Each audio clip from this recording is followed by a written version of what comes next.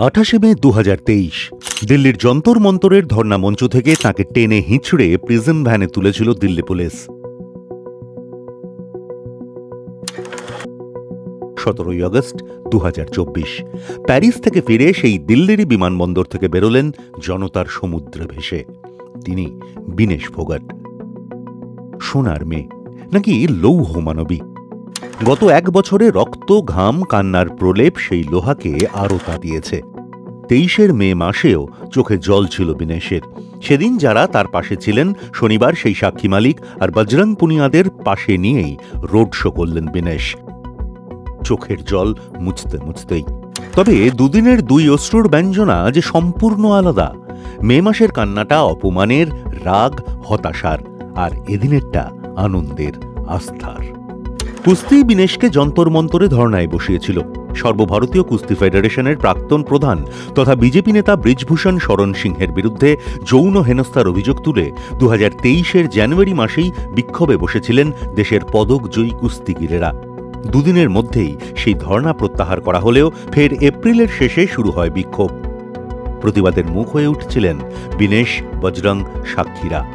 যেদিন নতুন সংসদ ভবনের উদ্বোধন হচ্ছে, সেদিন বিনেশদের রাগের সাক্ষী ছিল রাজধানীর রাজপথ। উদ্বোধনী অনুষ্ঠানে ব্রিজভূষণের উপস্থিতির প্রতিবাদে সংসদ ভবন পর্যন্ত পদযাত্রার সিদ্ধান্ত নিয়েছিলেন কুস্তিগিরেরা। অমিত শাহের স্বরাষ্ট্রমন্ত্রকের নিয়ন্ত্রণাধীন দিল্লি পুলিশ সেদিন টেনে হিঁচড়ে আটক করেছিল বিনেশদের। সেদিনের সেই চোয়াল শক্ত করা মুখের ছবির সঙ্গে প্যারিস অলিম্পিক্সের ম্যাটের ছবির খুব একটা তফাৎ নেই। দিল্লি পুলিশের হাতে হেনস্থার পর বিনেশ সাক্ষীরা বলেছিলেন হরিদ্বারের গঙ্গায় দেশের জন্য জেতা সমস্ত পদক বিসর্জন দেবেন। अब अपनी मान सम्मान की लड़ाई लड़ रहे हैं और वो फिर धक्के मार रहे हैं चेस्ट पे लड़कियों कैसे। वो पुलिस वाला धर्मेंद्र जो भी है, इसी दिन देखने के लिए मेडल लेके आए, तो मैं चाहूंगी कि देश का कोई खिलाड़ी मेडल ही ना लेके आए कभी। इतनी दूरदर्शी कर रखी है हमारे यहाँ पे। সত্যি তো, যে দেশের জন্য পদক জয়, ন্যায় বিচার চাইতে গেলে সেই দেশের পুলিশেরই গলা ধাক্কা। সেদিন রোজ রাস্তাঘাটে, কর্মক্ষেত্রে বা বাড়িতে হেনস্থা কটাক্ষের শিকার হওয়া এদেশের লক্ষ লক্ষ কোটি কোটি মেয়ের প্রতিবাদের মুখ হয়ে উঠেছিলেন বিনেশ। এদিন যখন প্যারিস অলিম্পিক্স থেকে ফিরে রোড শো করছেন, স্ট্রাইপ শার্ট আর জিন্স পরিহিতা 29 বছরের তরুণীর তখন ছোট করে ছাটা চুল অবিন্যস্ত। চুল ছেঁটে ফেলাও তো তার অনমনীয় জেদ আর হার না মানা লড়াইয়েরই গল্প।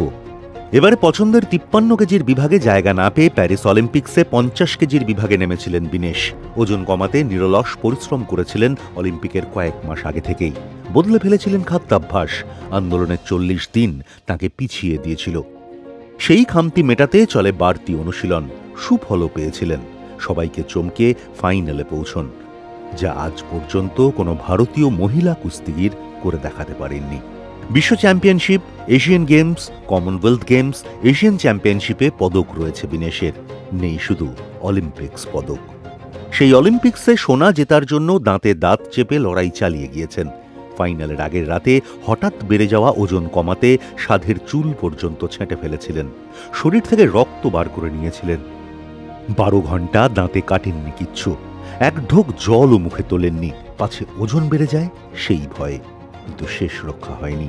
মাত্র 100 গ্রাম বেশি ওজন থাকায় ফাইনাল থেকে ছিটকে যান বিনেশ। এবারে অবশ্য বিনেশ পাশে পেয়েছেন পুরো দেশকে। সোনার মেয়ের লড়াইয়ে গলা মিলিয়েছিলেন সবাই। দেশে ফিরে জনতার উচ্ছ্বাসে ভেসে কাঁদতে কাঁদতে বিনেশ বলেছেন, उन्होंने गोल्ड मेडल नहीं दिया तो क्या हो गया, हमारे अपनों ने हमें गोल्ड से भी ऊपर नवाजा है। ये गोल्ड, ये इज्जत, ये मान सम्मान हजारों ओलंपिक गोल्ड मेडल के आगे फीके हैं। আসলে সমাজের চোখ রাঙানি, রাষ্ট্রের বল প্রয়োগ, চোট, আঘাত, হার কোনোটাই দমিয়ে রাখতে পারে না ফোগাটদের মতো প্রকৃত চ্যাম্পিয়নদের। ফোগাট পরিবার এমন এক গ্রাম থেকে উঠে এসেছে যেখানে একসময় কুস্তি তো দূর, কোন রকম খেলাতেই মেয়েদের অংশগ্রহণে বারণ ছিল। ফোগাট পরিবারই গোটা গ্রামের বিরুদ্ধে বিদ্রোহ করে তাদের মেয়েদের কুস্তির আখড়ায় পাঠায়। দঙ্গল খ্যাত গীতা আর ববিতা ফোগাট সম্পর্কে বিনেশের তুতো বোন।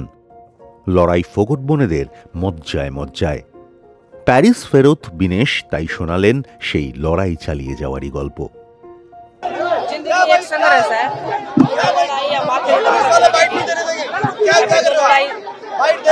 हमारी लड़ाई बाकी है।